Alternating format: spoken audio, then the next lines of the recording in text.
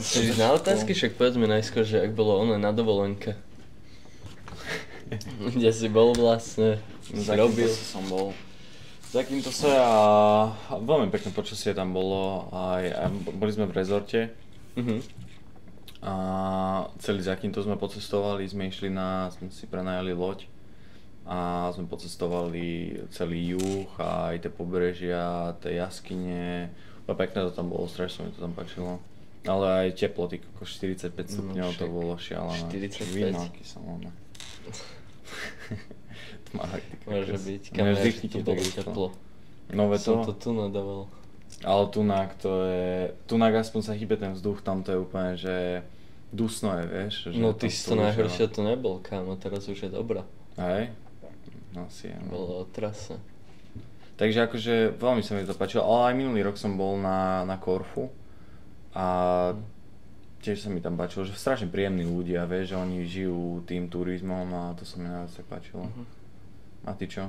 Si robil doma? Si makal? Robil som. A tajsky si teda opustil teraz, hej? Na 2 týždne. Že hlavne teraz chodíš do posilky a s trénerom, hej, že cvičíš. No sám. Musím aspoň trošku sa pripraviť na to. Tak ale už to máš sebe, no, že... Či ideš na kone, limitku tam? Akú váhu ideš? Rád by som dal 3. miesto. Hej? Prečo 4? Prečo nie prvé? Keď to bolo, že rád by som mal 3. miesto prvé, ne? Treba byť realistický a vo väčšine športov to máš tak, vieš, že akože, že možno sa im nebude dariť a my sa naladíme tak, že mne sa bude dariť, ale v tom treba ísť taký, že kam, akože pokiaľ si nezlomie ruku, tak akože nemá šancu. Takže čo sú starší alebo silnejší? Alebo čo? Starší a oveľa silnejší, oni tam dávajú nejakých 160 tam má napísané, prvé miesto. Ty kokos. 66 kg. Čavo, 160 na bench. To je šialené, ale však si pamätám, keď sa s Jurom išiel, 150 dáva, ty kokos. No, Jure ide 200. No. Jure ide do 105. No, ale tak on váhovo je zase niekde inde, vieš, o 30 kg, tak si to spraví veľa, tie kilo. Takže tak, no a možno ešte poďme do Barcelony v septembri, ale to iba na 3-4 dní. Ja Španielsko sa mi strašne nepáči. Neviem, taký odpor cítim voči tej krajine. Fakt? Čo ja viem. Akože, tiež ma to nejak tam akože nalákalo, ale frajerka tam chcela ísť a preto ideme iba na 3-4 dní, vieš, iba pozrieť mesto, že si to odfajknem. Vieš, že v Španielsku môžeš legálne robiť veci so zvieratami? Čo? Pokým ho nezraníš, tak to je pohode. Legálne. To je psycho. Tak asi sa niečo hovorí o tých ľuďoch, chápeš? No to je pravda. No, neviem. Ja som nikto nebol nejaký akože taký dovolenkový, akože ani s rodinou sme nikde nechodili a tak nejak sa mi to prenieslo. Že ani teraz akože... Že nemám takú potrebu, akože, že... Aj keď niekam idem, tak stále som taký, že... Aj tak sa ja skôr chcem vidieť akože tie miesta a chcem vidieť, ako tí ľudia vieš, žijú a urobíš si potom takú, nie že mienku o nich, ale vidíš, ako si žiješ možno ty a iní ľudia, ako čo si máš vážiť, alebo čo bereš ako samozrejmosť a nemal by si to tak brať a však aj v tom Grécku, že však to nie je nejaký bohatý, luxusný národ, vieš, to je taký národ, že oni si vážia úplne, že všetko, vieš, že úplne pracovití sú, že to si všímal u každého človeka tam, že to sa mi strašne páčilo, že to ti tak urobí aj dobrú náladu, vieš, že vidíš toho človeka, ako má rád svoju prácu a baví ho, čo robí, vieš, že to ja najviac obdivujem, že vieš si zobrať človeka, ktorý má úplne všetko, vieš, miliardy, neviem, majetky kde všade a není taký šťastný ako proste ten barman, čo tam bol a bavilo ho to, čo robí, vieš, že ja to obdivujem a mne sa to strašne páči. Že aj pred rokom som bol na tom Korfu a tam bol taký pán, on obsluhoval a v živote som nevidel tak, proste on každý deň sa usmieval, každý deň.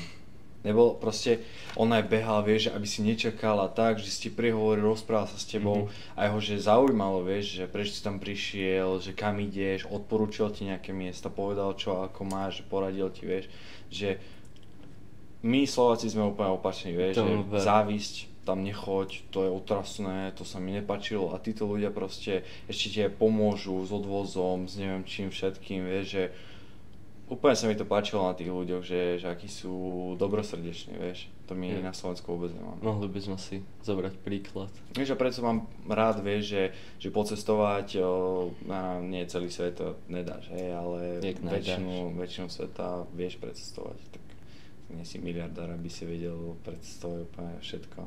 Ísť na každé miesto, vieš, koľko je krajín, vieš, koľko je miest. Reálnu šancu nemáš, hej, to o tom hovorím, že precestovať všetko. Je to hypotéza, ale to... Vidím, že sa chytil. Nemôžeš, akože... Tak nepôjdeš akože do každej krajiny, ale... Vieš, ale napríklad aj nie, že mesta... Každú kultúru môžeš vidieť. Áno, kultúru áno, alebo hovorím o tom, že napríklad niekedy sú pekné aj tie dedinky, alebo také tie malé miesta, tie malé komunity tých ľudí, ako žijú. To je najkrajšie, vieš, ale ísť niekde do metropoly a vidíš tam proste akože načančané mesto, krásne, ale chod za to mesto a uvidíš realitu, vieš. To sú presne, že ideš do rezortu, vidíš ten krásny rezort, naobliekaných tých ľudí, bohatých neviem čo, vieš, a vidíš z toho rezortu a vidíš realitu, že ako žijú tí ľudia, ako proste to tam je v tej krajine, hej. Tam je napríklad problém s vodou, vieš. V Grécku? No, to nemôžeš piť z kohútika. To fakt? To som nevedel. Oni čerpajú z mora, to iba prefiltrujú a to používajú, pitnú vodu, všetko dovážajú, tam normálne kamióny chodili s vodou. Tam si nikde nemal pitnú vodu z kohútika alebo niečo podobné. To bolo hnusná voda, to keď si umial zuby, tak to bolo fuj. Takže je to také, že mne sa to páči, vieš, že pocestovať ten svet a neberiem to ako dovolenku, ale že proste, že spoznávačku, vieš, že proste ako jasno teraz byť na pláži týždeň, to asi ne, ale veľa sme pocestovali, hovorím, že celý deň sme boli na tej lodi a pobehali sme tam vlastne celý polku ostrovu sme videli, že fakt, že veľa.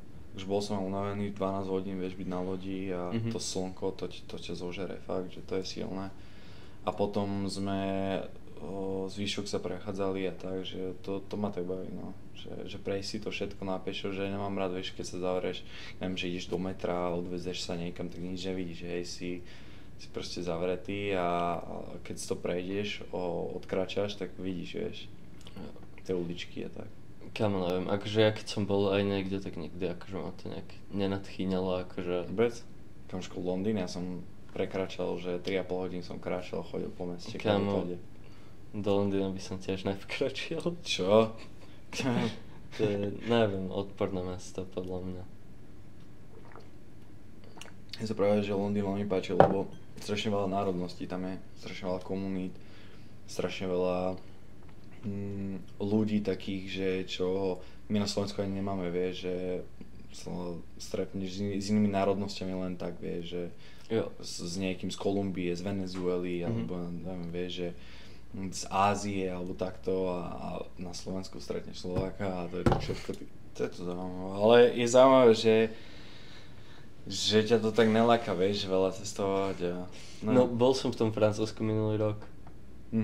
Čo som tam robil? Robil som. Boli sme sa prejsť párkrát. Hej? No. Aj v Paríži, to som bol tiež minulý rok. Ja inak Francúzsko sa mi tiež vôbec nepáčilo, kámo. Mne sa to páčilo tiež. Páčilo? No. Mne vôbec, vieš, čo sa mi stalo? Ja si proste kráčam po ulici, hej, snažím sa učiť si to, aj keď mi to moc nevychádzalo. A proste zrazu 8 proste, akože policajtov, ale plne vyzbrojených z... Jak sa volajú? Na AKčka, ale také tie... M4. S M4-kami, proste čavovci u 8, tak pochodujú po meste, proste po ulici a ja som bol taký, že jak to niekto môže žiť. Sranda je, vieš čo? Keď už pri tom, čo boli tie najväčšie protesty minulý rok, tak vtedy som to bol. To fakt? A pohoda? Vieš čo, na TikToku, na všetkých sociálnych sieťach, Viem, ten McDonald's, čo tam pamätám. celý rozbili, Pamätám si to, vykradli, kámo. to bolo ulicu viac ďalej, kde som mal apartmán. A všetko pohoda? Všetko v pohode. Normálne presne takéto ozbrojené zložky tam došli. Všetko to dali také dreva cez sklá, všetko to zabednili, celú zavreli ulicu. A vlastne my, ak sme boli o ulicu ďalej, tak proste iba to kontrolovali a ťažko sme sa vedeli dostať domov, že, no do toho apartmánu večer, ale inak akože som sa tam cítil bezpečne, že nejak som to nevnímal, že vieš, vždy som to bral tak, že niekto dojde, vieš, a postará sa o to, ale neviem si to tam predstaviť, že keď už fakt tam bolo, ja neviem, 10 000 tých ľudí v uliciach, že ako reálne to vyzeralo, hej, že to som si nezažil, ale tak boli tie protesty, tak boli... Kámo, ja by som sa išiel pozrieť. Ale teraz napríklad, to je ďalšia, ale možno taká téma, že Olympiáda, vieš, a čo sa tam teraz dialo a to bolo také... Čo ti poviem, tak všetci vieme, čo sa tam dialo, všetkým nám je už jasné. No je to. A nedávam tomu nejakú akože pozornosť, na čo, chápeš? Nič si majitmi neurobíme. Presne tak. Čiže je to také, ale je to smutné, vieš, že sa to deje, vieš. Tak ale vieme, že sa to deje sa to už dlho, deje sa to na veľa miestach. To je pravda, no. To z našich peňazí. To je ešte najlepšie, no.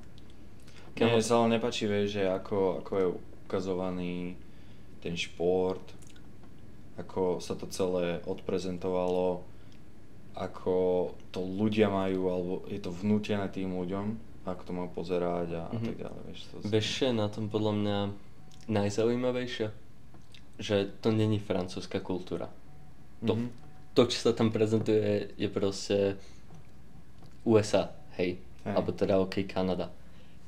Americká propaganda. To proste nie je tá kultúra francúzska a to je na tom také najviac divné. Je to zvláštne, že jak to celé bolo odprezentované, no, že nie v takom svetle, ako by to mohlo byť. A vyvolalo to podľa mňa veľmi zrelé reakcie potom u ľudí, vieš, čo si o tom majú myslieť. Dobré reakcie, správna reakcia, by som to nazval. To som inak rád. No je to hodné na diskusiu, akože riadne. Jednoznačne. Tak čo, ideme na to? Môžeme otázky dať nejaké. Dáme kľudne. Poďme na tú druhú, čo tam na tej prvej, to už sme aj tak riešili. Zaujímavé, čo bola taká hlavná myšlienka proste toho, aby si začal, alebo toho, čo si chcel dosiahnuť, taký cieľ, čo si mal milník, alebo tak vieš, že pre niekoho bolo, že mať stálych 10 klientov, mať, ja neviem, 15 000 v tržbách, alebo takto vieš, že... Kamo, tak ja som začal preto, lebo som sa...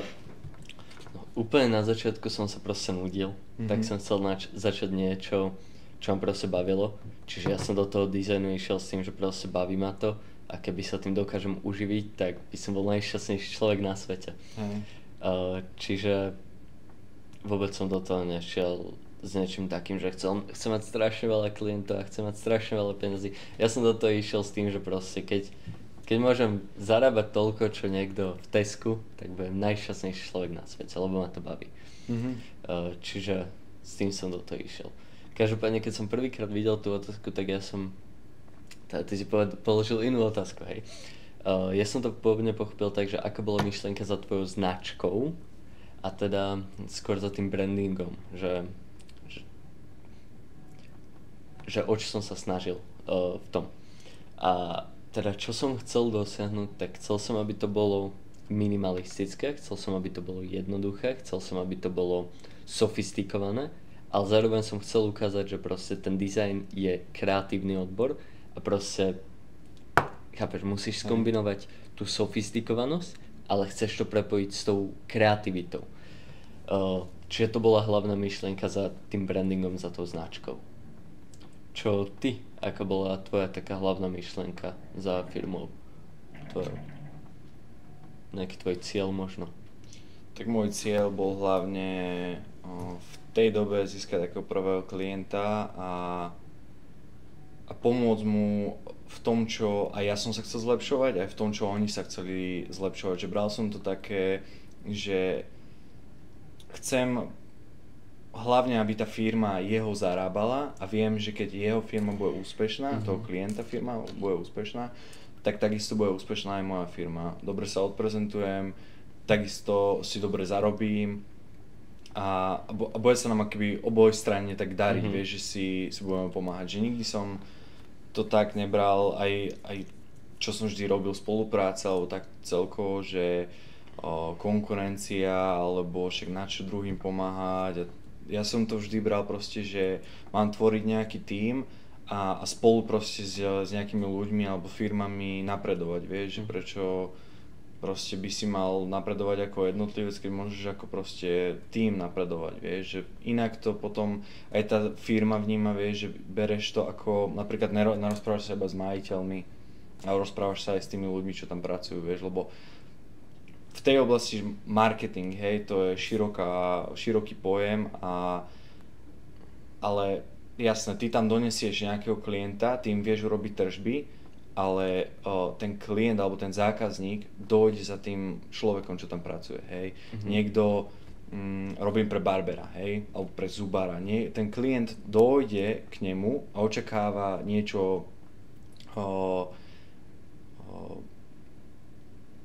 od tej firmy, hej, že splní nejakú službu alebo príde nejaký dobrý tovar alebo niečo podobné, tak je to také, že ten samotný ten klient chce od toho, jak to povedať, zamestnanca, ktorý robí vlastne tú firmu, niečo na oplatku, hej, ten zamestnanec si urobí najviac, hej, ten robí tie tržby, hej, nerobí to marketing, ale ten zamestnanec, akoby, vieš, takže rozprávaš sa aj so zamestnancami, aj so manažérmi a tak ďalej, hej, že potrebuješ všetkých taký ten pohľad, povedzme, na tú firmu, hej, že každý to vníma po svojom, by som to povedal, vieš. Lebo príde ti nejaký zákazník a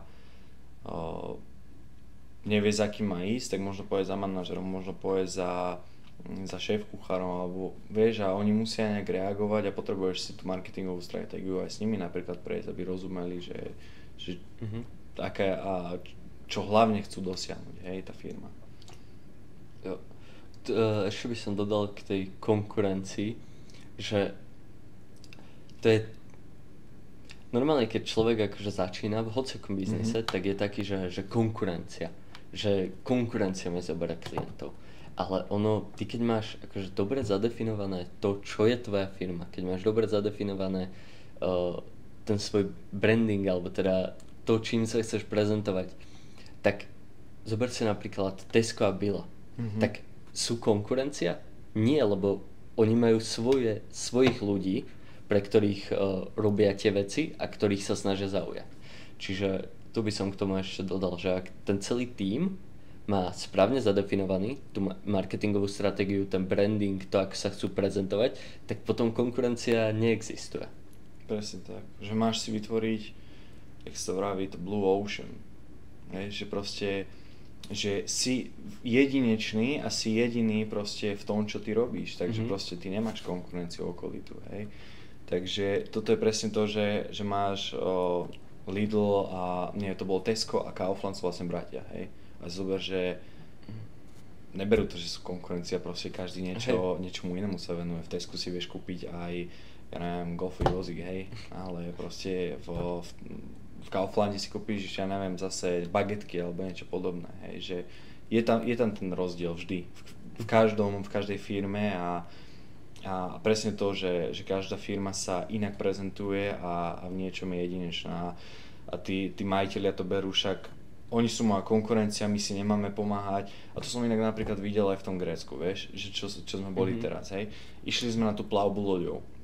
A nebola to len plavba loďou, že išiel som, pozrel som si, ja neviem, útesy a išiel som naspäť, hej. Čo oni zorganizovali, je, že dohodli sa s firmou, ktorá robila olivové oleje, zastavili sme tam a tu máte zadarmo ochutnávky a keď chcete, kúpte si. Dohodnutá firma, spolupráca a zober, že nejaký človek ti donesie 60-50 ľudí, hej, na jedno miesto, na jeden obchodník, ktorý si dohodol a vie ti urobiť šialené tržby. Každý deň, každý týždeň, vieš, že toto sa mi páči, takáto spolupráca. Potom sme išli napríklad ochutnávky vín, alebo potom sme išli zase do nejakých obchodíkov, suveníry a tak ďalej. A vieš, že to si mal 3 zástavky, ktoré mali oni dohodnuté. Mohli byť aj napríklad spolumajiteľi a bratia alebo niečo podobné a tak si pomáhali, vieš. To sa mi páči. A nemuseli ani nič mať akože spoločné tie firmy, lebo čo má loď s olivovým olejom, chápeš? Ale tá druhá firma, keď dá dostatočne, akože, vieš, zadarmo ti dá niečo, tak bude úspešná, lebo ty si taký na tej lodi, že neotravuje ma to, nie je to reklama. Oni mi dávajú niečo zadarmo. A oni sú, áno, my ti to dáme radi zadarmo, pretože ty si to možno nekúpiš, ale toto tvoj kamarát možno áno. Čiže takáto reklama je podľa mňa úžasná, lebo všetci vyhrávajú. Presne tak, že všetci vyhrávajú, že neberieš to, že však ja mám zarobiť najviac a byť bohatší ako môj kamarát. Nie, proste máš zarobiť aj ty, aj tvoj kamarát. A vtedy proste ste šťastní obidva, vieš, čo budem ja šťastný sám, jak sa budem radovať, vieš, že on bude zase len mi závidieť a to je tá Slováč, vieš, že to sa tu deje, hej, že ja chcem byť bohatší ako môj kamarát a on bude ohovárať zase mňa, ja jeho, vieš, a ja nevidím v tomto akože logiku žiadnu. Akože. Rozmýšľal si nad tým, že ako toto isté, ako marketing, ako predávanie fungovalo, nie že pred internetom, ale ešte keď neboli ani noviny, ani takéto veci, keď sa ešte nedalo tlačiť, že si mal proste, vyrábal si topánky a jak ich predáš, hej? Presne takto proste.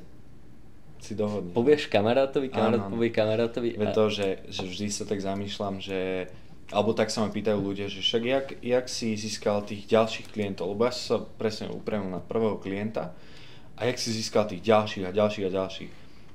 Hovorím, že ani neviem, že proste, že to je, že začneš sa spoznávať s tými ľuďmi, ten ťa odporúči tam a to je proste najsilnejší marketing je, že keby slovne ťa niekto doporúči, hej, slovné doporučenie je proste najsilnejší marketing. Niekto ti povie, že Ježiš, tá limonáda je najlepšia na svete. A veríš, že ideš tam, kúpiš si tú limonádu, vieš? A potom ty vyskúšaš tú limonádu a zoberieš tam frajerku, zoberieš tam maminu a tak ďalej. Tá mamina to odporúči ďalej. Len tam je ešte to, že tá limonáda fakt musí byť najlepšia. Presne tak, hej. Čiže tam je to, že proste, ak máš dobrý produkt, tak potrebuješ marketing, ale je to oveľa ľahšie ten marketing. Ale to je to, že urobíš ten marketing, ale to, čo som hovoril na začiatku, že robí ti to ten zamestnanec. A to je to najviac, hej, že aj to, ako sa tvári ten zamestnanec, to, ako reaguje ten zamestnanec, to, ako, ja neviem, ti to aj spraví presne, hej, že ty môžeš mať najlepšiu šťavu na svete, ale proste keď sa mu nechce a celé to odflakne, tak nemáš už najlepšiu šťavu na svete, hej. Alebo robíš najlepšie strechy v Londýne, hej. Lenže keď sa ti nechce a urobíš niekomu deravú strechu, tak asi ťažko ťa už odporúči, vieš. To je... Áno, jasne, že tí majiteľia si môžu potom hovoriť, však na čom je marketing, že stačí mať dobrú značku, nie? Však napríklad mám dobrú zmrzlináreň. Každý to pozná, mám dobrú zmrzlinu, každý má doporučenie, na čo potrebujem marketing. Ale dobré, ok, všetko ti funguje, ale stále ty môžeš vďaka tomu marketingu ešte viac zarobiť. Urobíš nejaký branding, nejakú reprezentáciu. Lepšie sa budú ľudia pamätať. Presne tak. A urobíš ešte väčší ten okruh ľudí, ktorí k tebe chodia. Ešte je základná také moto, nie je to úplne slogan, ale je tak, že prvý paragraf na web stránke Gida je zvyšujeme rozpoznateľnosť a zapamätateľnosť značiek pomocou konzistentnej vizuálnej komunikácie. A podľa mňa to je presne, presne toto, kámo. Že proste dotiahneš tých ľudí hociakým spôsobom, ale keď si sa nezapamätá. No tak kde sme skončili? No a pri tom McDonald's, že proste, že šialená reklama, akože to sa mi veľmi páčilo. Kámo, ale ono to je všetko. Mekač je tak dokonalý vo všetkom. Reálne, keď si to zoberieš, tak ich jedlo chutí neskutočne dobré. Či je zdravé, no dobré, to je druhá vec, ale ich jedlo je fakt, že dokonalé. Ale pointa, vieš, že to nie je, že ok, zdravé, nezdravé jedlo, to je, že dôvod, prečo McDonald tak funguje, je, že za minútu 20 ti dojde objednávka. Vieš, že proste potrebuješ niekam ísť rýchlo, hej, máš stretnutie, neviem čo, im skúpiť rýchlo burger a utekám ďalej, vieš. Nemám teraz čas na vysedávanie, vieš, kým to oni uvaria, pripravia, ja to zjem, vieš, to je hodina. Hej, pol hodina vždy. Ale mekáč, minútka, zješ, ideš ďalej, hej, alebo vrep si kúpiš, alebo niečo podobné, hej, že to je na počkanie, hej. Ale prečo to je tak rýchlo? Lebo ty nedokážeš burger spraviť tak rýchlo. Prečo to tak je? Lebo majú systémy. Oni majú systémy na každú jednu vec. Prečo burger chutí rovnako v Amerike a v Austrálii? No dobre, to nebol až taký veľký rozdiel. V Amerike a v Indii. Lebo proste majú systémy. A oni tie systémy majú na každú jednu vec. Oni tie systémy majú aj na to, kam dajú tú reštauráciu. Oni tie systémy majú na reklamy. Oni tie systémy majú na to, ako launchnú tú reštauráciu. Oni majú tie systémy na všetko. A sú neskutočne konzistentní vďaka tomu. A tá konzistentnosť dá ti tvoriť taký silný branding, že každý jeden človek na svete pozná McDonald's. To je pravda. No. A to sa mi strašne páčilo, že aj celá tá myšlienka toho McDonaldu, že McDonald není vlastne burgereň, alebo že burgery predávajú na tom zbohatli, oni vlastne predávajú pozemky. Oni sú najväčší developeri na svete. To nevieš? Že oni vlastne prenajímajú ten pozemok a z toho oni majú nájom, ale samotné tie burgery, oni ti nevedia toľko vygenerovať miliardy, ja neviem čo. Každý pozemok vlastne oni prenajímajú a vlastnia tej danej firme, hej. Ty si vieš kúpiť vlastne značku franchízu, oni kúpia pozemok, oni ho vlastnia a oni ti ho prenajímajú. To fakt? Takže oni sú najväčší developeri na svete. Oni najviac pozemkov na svete vlastne. Takže oni nezarábajú z toho, že predávajú burgeríky. Jasné, oni majú na to patent, za to im tiež trocha platíš. Ale aj za tú licenciu jedno s druhým, no, ale to oni sú najväčší na čo sa týka pozemkov. Nikto nepostaví, že nie toľko bytov, koľko oni vlastne pozemkov je. To je šialené, vieš, a po celom svete vlastne. Každý chce vlastne McDonald. Ale aj to, že aké to má pravidlá, ten samotný McDonald, ty si musíš odpracovať, myslím, že 3 roky alebo 5 rokov normálne, že som robil McDonalde, ale musíš prejsť každou jednou pozíciou, až potom po tých rokoch môžeš požiadať o to, že chceš vlastne McDonald, musíš mať povedzme nejakých 200,000 v keši a oni ti povedia, že OK, tiež si v nejakom výberovom konaní, v nejakom hľadačiku a to sú tisíce ľudí, čo chcú mať majiteľmi McDonaldu. Kamo, ale akže ono, to není akože dobrý biznes, kamo. To povedzme, že urobíš, ja neviem, 1 000 000 v tržbách a nejakých 100,000 máš zisk. No. Akože je to slušné, ale hej, len zase všetka tá robota, všetký ten stres, kámo. Aj to vieš, že to, čo som povedal, vieš, že musíš s tými pozíciami všetkými prejsť, aby si to vôbec vlastnil, aby si ťa vôbec vybrali a tak ďalej, vieš, aby chceli s tebou pracovať, vieš, že to je, ja neviem, ja by som si radšej svoju značku vybudoval a to nie je jednoduché, ale asi by si aj viac trocha zarobil. Tak ono je to len práca.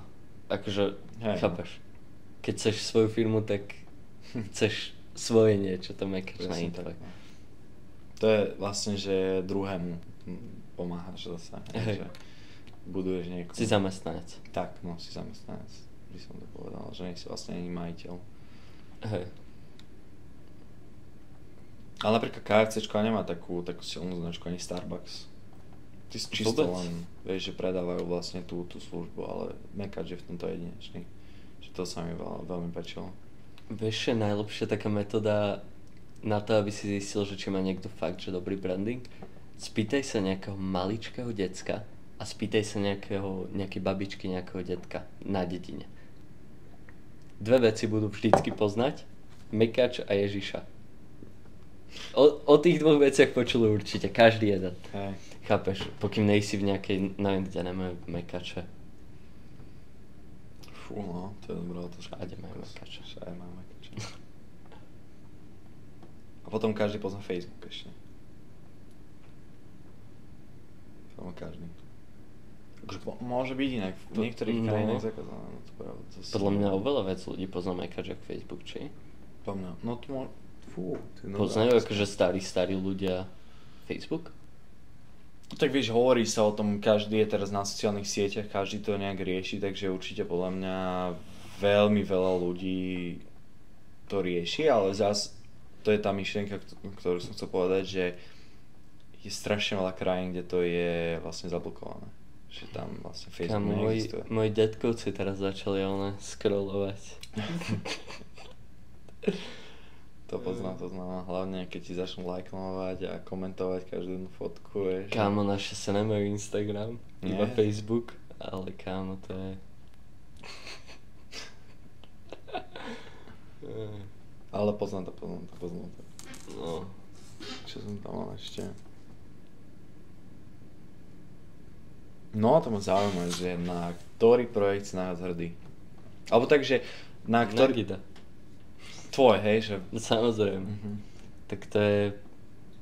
Na tom pracujem roky, chápeš? A strašne veľa akože firiem, strašne veľa agentúr, proste aj freelancerov sú takí proste, že spravím si logo, spravím si web stránku a teraz idem riešiť klientov, ale ja som taký, že nejaký nový nápad, nejaký nový systém vytvorím na robenie tých dizajnov a som taký, že to by som mohol zmeniť na tej web stránke, to by som mohol zmeniť na tom logu, to by som mohol zmeniť na tom brandingu. A hneď to idem spraviť a hneď to idem upraviť, nech to je fakt, že stále proste čo najlepšie, čo dokážem spraviť.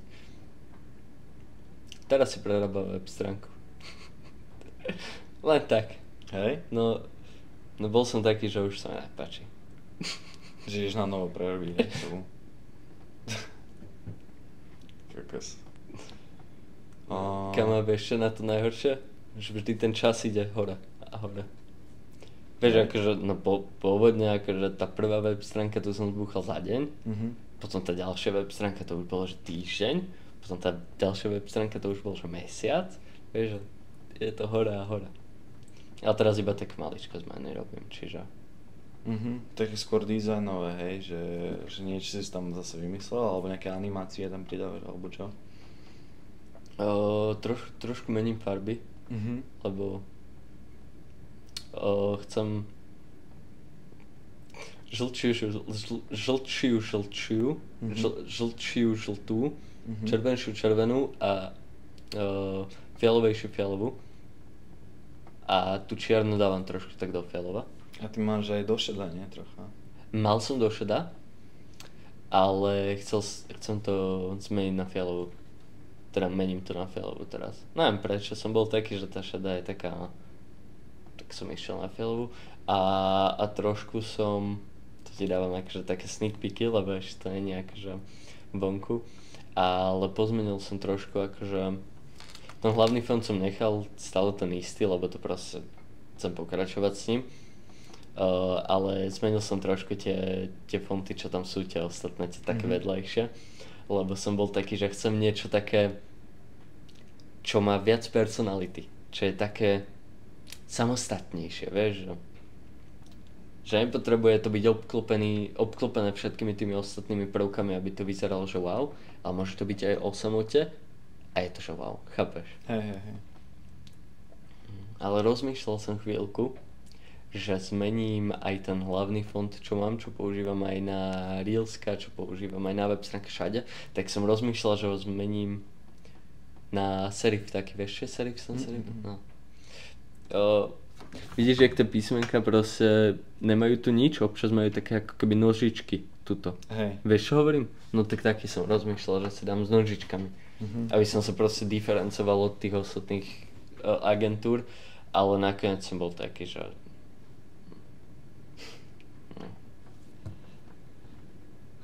akože ono to vyzerá dobre, vieš, ono v určitom bode ty máš proste možnosti a všetky sú rovnako dobré. Že vyberáš si čisto podľa toho, čo si ti hodí viac, alebo k čomu ťa srdce ťaha viac. To je pravda, no. Ale tak najobľúbenejšiu farbu máš akú? Farbu? Farbu. Tú... Žlčiu. Nie. Takú... Tú, čo je medzi fialovou a modrou. takú tú úplne, že vymaxuješ modrú. To môže na stránke trochu použiť. No. Jak sa volá? No, indigo to není. To je iné. Že vtipné, že koľko vnímaš tých farieb, lebo ja viem, ty koľko 16 farieb a som rád. 16? Nekam, akože ja... Včera som mal také trička a všetci sa ma pýtali, či je hnedé, ale šedé, alebo biele. A je, že neviem. Nekam toto akože vôbec. Ja vnímam farby za to, za čo sú proste, hej. Máš... A tak niektorí to nevidia, vieš, že ten daný odtieň tej farby, vieš.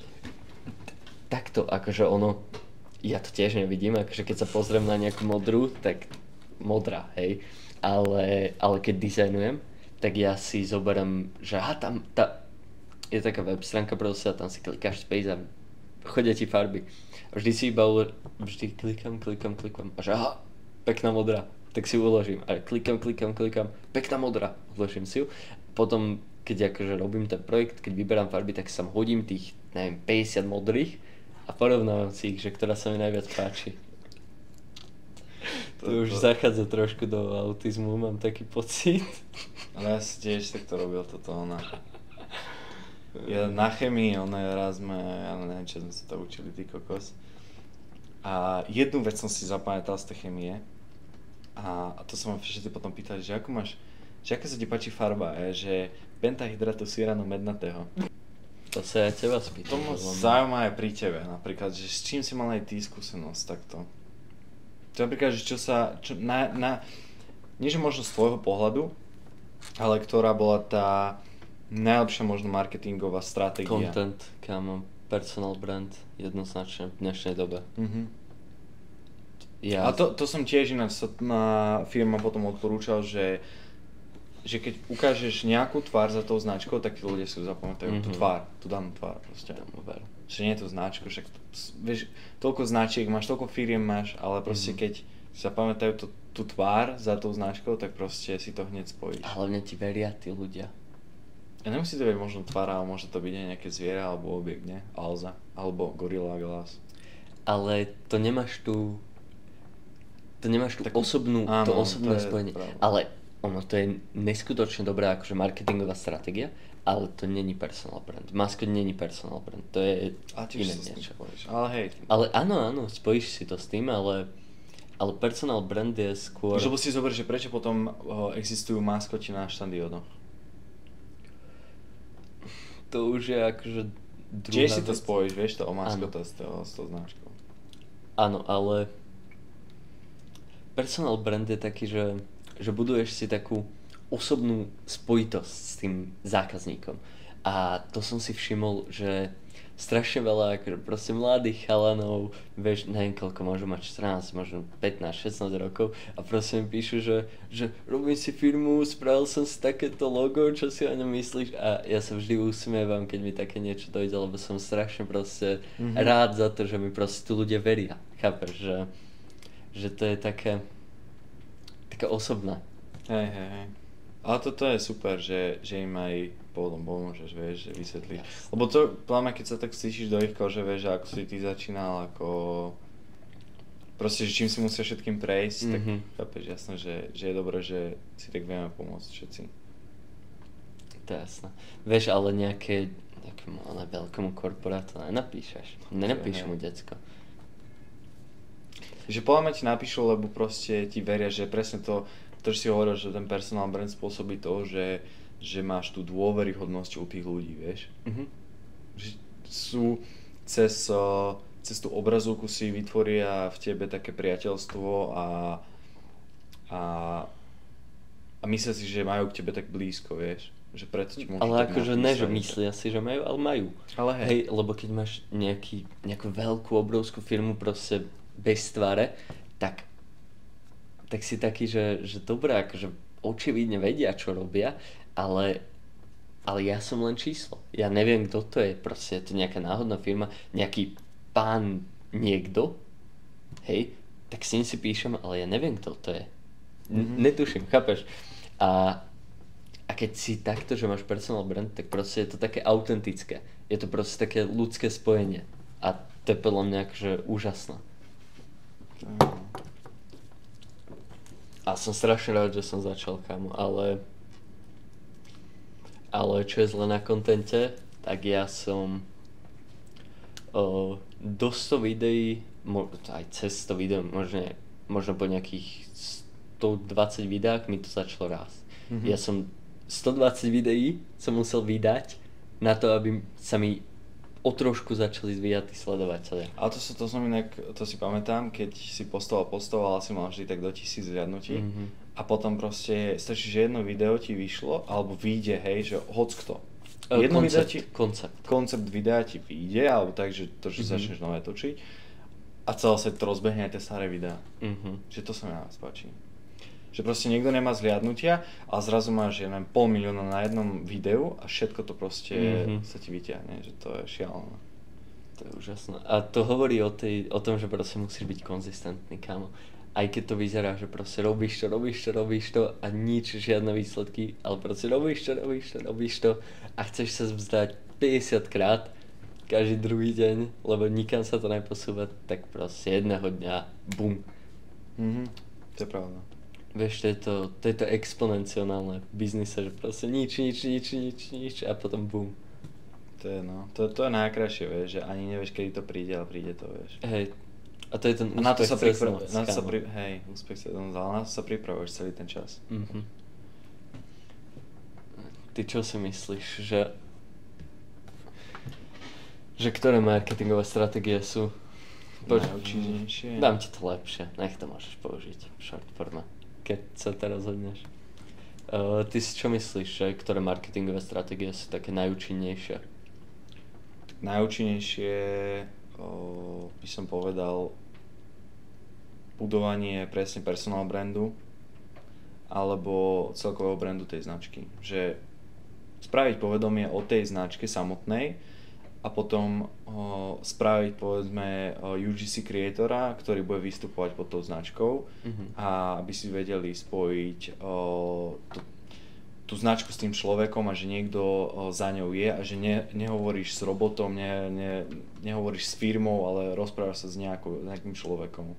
Presne ako to spravil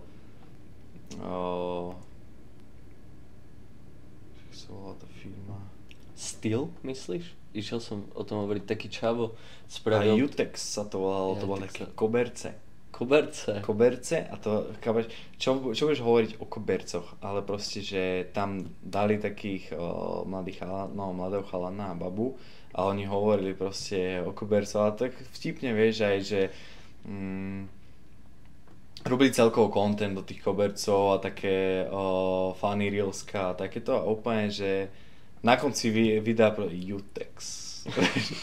A vždy to tak vieš, že pozrieš si nejaké vtipné reelsko a Utex, vieš, a skončilo to, vieš, a to ti utkne úplne v hlave, že a potom ideš ďalšie. A vtipné boli tie reelská a to malo, že 200 000 pozretí, vieš. Tomu ver. A spojíš si to, vieš, a si zoberieš z toho koberce, vieš, že čo vieš ty robiť content na kobercoch a vidíš, že si to dá, vieš. Tomu ver. Že to sa mi páči, že vieš úplne, že byť kreatívny s hociakou vecou, vieš. Že niekto si povie, že čo vieš urobiť content o myške, ale vieš urobiť content o myške, vieš. Kámo, najviac, čo som si tak uvedomil, že všetci, keď akože ideš začať robiť short form, tak všetci ti hovoria, že potrebuješ taký dobrý hook a hento potrebuješ a tamto potrebuješ. No, potrebuješ byť autentický, potrebuješ byť ty a potrebuješ hovoriť o tom, čo ťa reálne akože nadchýňa, čo ťa baví. Tak. A keď to baví teba, tak to bude baviť aj tých ľudí. To som ale ja som myslel, že hovoríš o tej značke, ale je taká značka, že Styl sa to volá. A to je taký chalan, proste začal postovať na Instagram otrasná kvalita kontentu. Akože fakt, že ten content je proste natočený na mobil, v ruke, vieš. A dobre, tá aplikácia je proste, ženy si tam vedia, jak na Tinderi si tam vedia swipovať na oblečenie, že to sa mi páči, to sa mi nepáči. Hej, na oblečenie proste. A ten čavo, ten marketing není dobrý. Akože to, čo ťa škola naučí, tak škola ti povie, že ten marketing nie je dobrý. Ten chalan robil videá, že deň prvý holenia si brady, pokým si 100 000 žien nestiahne moju aplikáciu a hovorí tam o tej appke. To je... Čo to je? To je dobrá reklama? Není. Ale funguje to. A funguje to preto, lebo je autentický. A tí ľudia majú radi, keď proste sa vedia spojiť s tým, že to je človek, ja som človek. A chápeš, je to autentické. A k čomu sa chcem dostať, tak nádherný záver. Tú apku si stiahlo, myslím, že nejakých 300,000 ľudí.